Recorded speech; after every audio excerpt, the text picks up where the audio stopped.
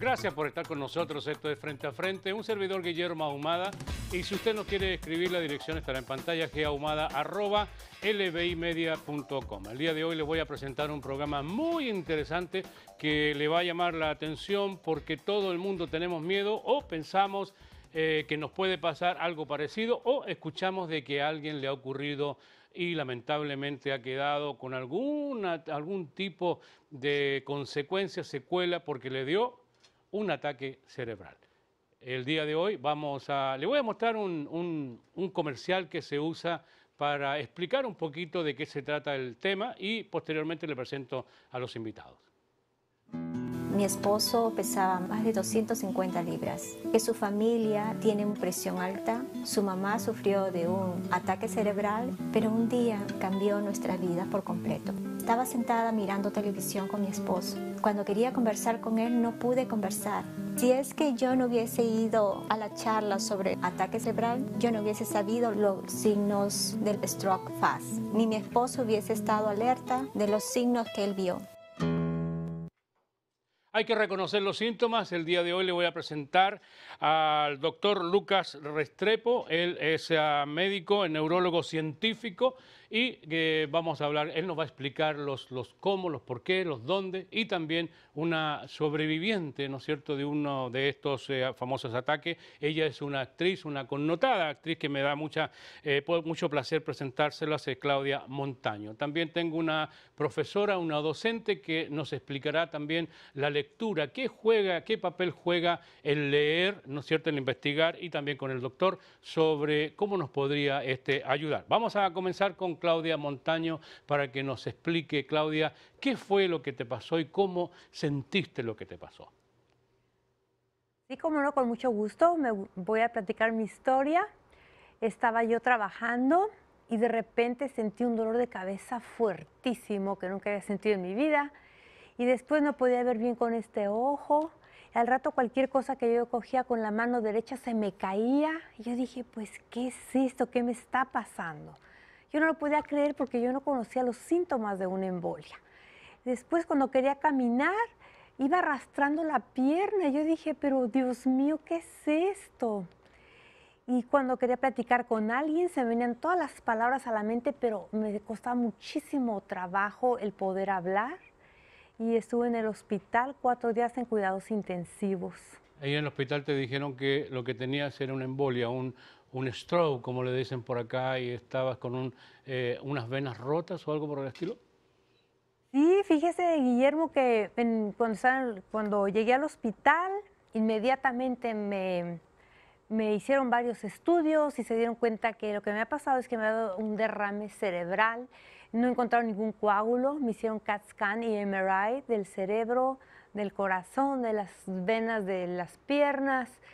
Y el doctor estaba sorprendido porque yo no tenía presión alta, no tenía colesterol alto, pues me mantengo delgada, hago ejercicio, casi siempre como sano. Entonces la explicación que a mí me dieron fue que pues después de los 50 años, bueno, que me veo como de 30 a lo mejor, le puede tronar a uno una venita del cerebro y puede pasar esto que le dé a uno una embolia. Ajá. Generalmente hemos escuchado a muchas personas que le ha pasado esto. La pregunta es cómo uno puede darse cuenta antes, cómo prevenir estas cosas. ¿Qué papel tiene usted, por ejemplo, en averiguar estas cosas? Le vamos a preguntar al doctor Lucas Restrepo. Doctor, ¿las personas tienen forma de evitar? Pero primero lo que quiero preguntar es, ¿qué es lo que significa un derrame cerebral? Bueno, gracias, Guillermo. Un derrame cerebral es una enfermedad del cerebro causada por un daño de las arterias. Por ejemplo, la forma más común de un derrame cerebral o ataque cerebral o embolia es cuando se tapa una arteria, dañando una parte del cerebro porque no puede recibir suficiente circulación. Hay una forma menos común de derrame cerebral o de ataque cerebral en la que se rompe la arteria, causando un sangrado dentro del cerebro o alrededor del cerebro.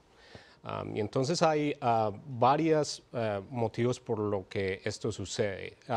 Generalmente hay procesos que afectan a las arterias o al corazón o a los sistemas de coagulación del cuerpo, que se demoran mucho, mucho tiempo para producir un daño en el cerebro, como un ataque cerebral.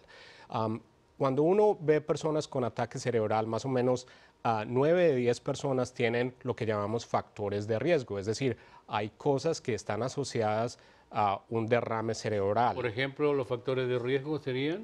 Claro, entonces los factores de riesgo más frecuentes son, el primero que todo es la presión arterial, también el colesterol alto, el azúcar alta, no hacer ejercicio, tener una vida sedentaria, no comer bien, ciertos comportamientos, por ejemplo, fumar es malísimo, puede producir un derrame, usar drogas ilícitas como la cocaína, también beber en exceso puede producir un derrame cerebral. Entonces hay varias cosas que cualquier médico y cualquier persona puede identificar y que se pueden, que esto es lo más importante, que se pueden modificar. Y cuando uno las modifica, pues uno reduce las posibilidades de que a uno le dé un derrame. En todo caso, yo creo que usted que nos está escuchando o nos está viendo en su casa está un poquito alarmado porque el doctor enumeró prácticamente todo lo que a nosotros nos pasa, ¿no? Comemos mal, no comemos, tenemos la presión alta, muchos de ustedes tienen diabetes, y etcétera, etcétera, etcétera. Ahora, Claudia, por ejemplo, tú te alimentas bien, no tienes ninguno de los síntomas que el doctor mencionó. No, fíjese, en mi familia hay diabetes y precisamente como en mi familia hay diabetes, pues yo iba con el doctor cada 6 meses a que me revisaran cómo estaba el azúcar en mi sangre y cómo está el colesterol, porque en mi familia hay colesterol alto y precisamente por eso pues, yo me cuidaba mucho y me quedé tan sorprendida cuando a mí me pasó lo de la embolia, porque digo, yo pensé que era 100% saludable. O sea que cuidarse no es una garantía, sino más bien ayuda. Sí, pero fíjese, Guillermo, que gracias a Dios de que yo me cuidaba mucho siempre y he hecho ejercicio, nunca he fumado, nunca he hecho uso de droga, nunca me he emborrachado, digo, de vez en cuando una copita de vino, sobre todo de Chile. Ajá. Y entonces yo dije, bueno, Dios mío, ¿por qué me pasó esto, verdad? Pero el doctor me dijo, Claudia, gracias a Dios de que tú te has cuidado mucho y por eso tu rehabilitación y todo ha sido rapidísimo porque yo me quedé sin caminar, me da mucho trabajo el poder hablar, perdí muchísimo el balance, pero mire que ahorita ya corro, bailo, hago todo porque... Ya está bien. Sí. Doctor, ¿esta enfermedad es mortal? Puede serlo. La mayoría de las personas a las que le da un ataque cerebral sobreviven, pero más o menos el 10% de las personas pueden tener un derrame cerebral bastante severo que puede destruir la vida de ellos. Las personas pueden quedar en silla de ruedas, pueden quedar chuecos, no les funcionó, la cara a veces les queda para un lado. ¿Se pueden recuperar estas personas? Sí, o sea, lo principal, el principal objetivo de los médicos que están ayudando a una persona con derrame cerebral es ayudarlos a sobrevivir primero de todo. Cuando una persona sobrevive la primera o segunda semana después de un derrame cerebral, lo más posible es que vayan a sobrevivir más o menos el 50%, es decir, uno de cada otra persona pueden quedar con un problema neurológico. Lo más común es, por ejemplo, problemas para uno moverse independiente, problemas para uno hablar. Algunas personas tienen problemas para trabajar de nuevo, tienen problemas para concentrarse, para hacer cosas que ellos habían estado acostumbrados a hacer. Entonces, la mayoría de las personas sobreviven, pero desafortunadamente algunas veces sobreviven con unas secuelas neurológicas. Yeah. Ahora, las personas del factor riesgo sabemos que son aquellas personas que tienen alguna condición, algún historial familiar, pero la gente que nos está escuchando que a ellos nunca le ha pasado nada, estas personas, ¿quiénes son aquellos qué tendrían que hacer para evitar algún derrame cerebral? Pues bueno, lo que le pasó a la señora Montaño es en realidad muy inusual. Como decía, más o menos 90% de las personas a las que les da un derrame, uno puede identificar factores de riesgo que son prevenibles. Desafortunadamente, incluso a niños, a bebés, les puede dar un derrame cerebral. Eso no es verdaderamente frecuente, pero puede ocurrir más o menos en 70,000 personas al año en este país. Bueno, vamos a hacer nuestra primera pausa, vamos a regresar muy pronto, extendiendo la invitación y vamos a hablar un poquito sobre aquellas cosas que ayudan, como la lectura, por ejemplo, a que las personas se puedan recuperar, porque hay muchas cosas que uno no sabe, que le van quedando como secuelas, pero es importante que escuchemos la voz de los expertos para evitar este tipo de situaciones que pueden ser muy peligrosas. Regresamos después de estos mensajes.